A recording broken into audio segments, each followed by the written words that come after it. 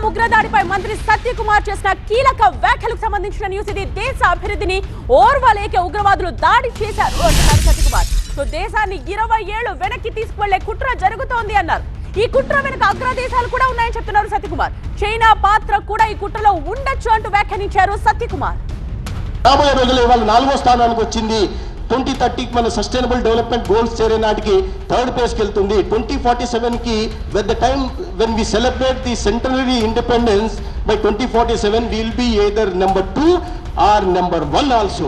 ఈ పరిస్థితుల్లో భారతదేశం అంటే ముందుకు పోతున్న దాన్ని ఈ డీరైల్ చేయాలి. డెవలప్మెంట్ ట్రాక్ లో ఏదైతే ఉందో దీన్ని డీరైల్ చేయాలనే ఉద్దేశంతో చేసిన పనిలాగా మా కుట్ర పారలేదు. దేశంలో ఎటువంటి గొడవలు జరగలేదు.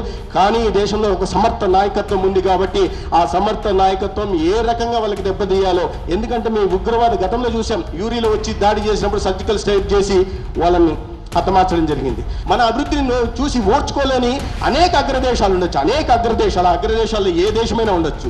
కాబట్టి దీన్ని మనం జాగ్రత్తగా చూడాల్సింది.